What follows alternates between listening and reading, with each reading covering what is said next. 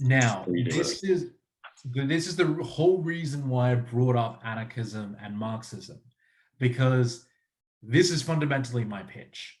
Now, do you know of the saying, an iron fist in a velvet glove, Mr. E?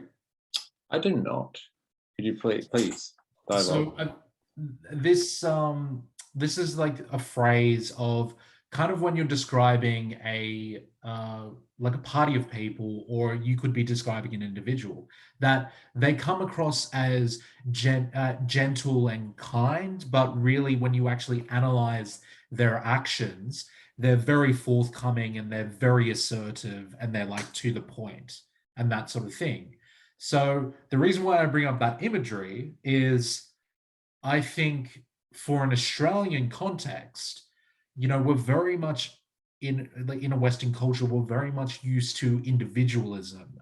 We're very much used to the idea of, we're also used to these sort of collective ideas like mateship and that sort of, and like coming together in that sort of way. And I think the best way to at least market a socialist state would be to have a Marxist fist in an anarchist glove. So the reason why I'm saying that is a lot of systems have like a top-down view.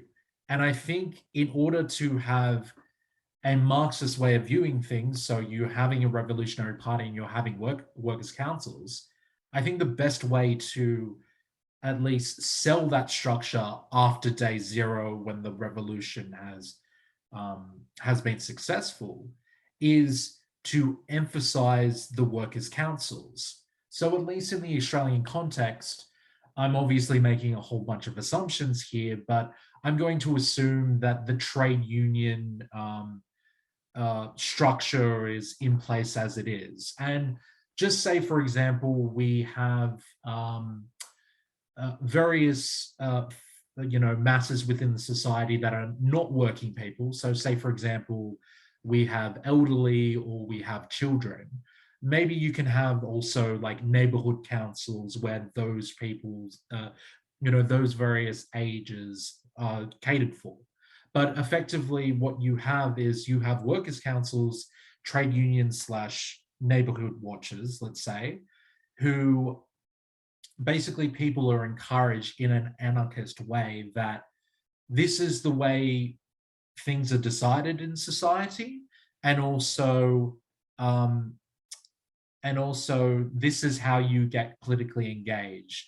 You go to your local council, whether that be weekly meetings or monthly meetings, where you go for an agenda, and that's where you have the idea, as you were talking before, you eventually have delegates that represent those councils, and they go over to the Revolutionary Party, and you basically have this back and forth in terms of debating, where the party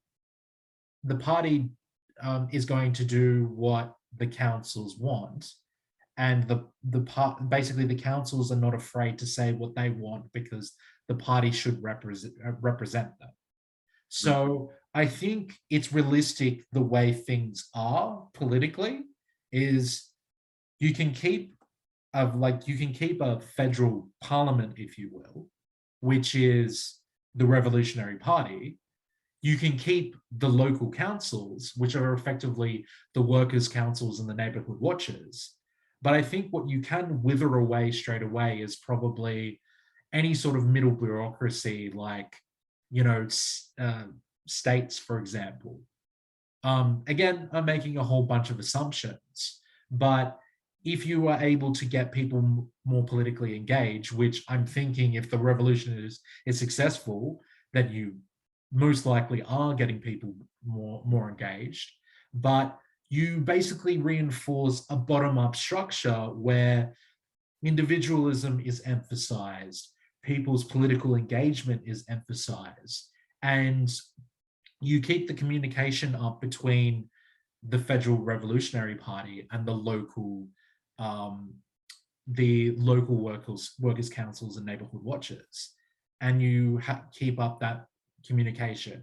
And I'm just going to make a further assumption that anything that the states would have been in charge of, say hospitals or that sort of thing, basically all the councils, maybe they set up trusts that take care of the hospitals that are in a general area, and you kind of take care of that. So that might be a rushed pitch of what I propose, but I think that marketing is just as important as probably the Marxist vision of having the dual power between the workers' councils and the Revolutionary Party.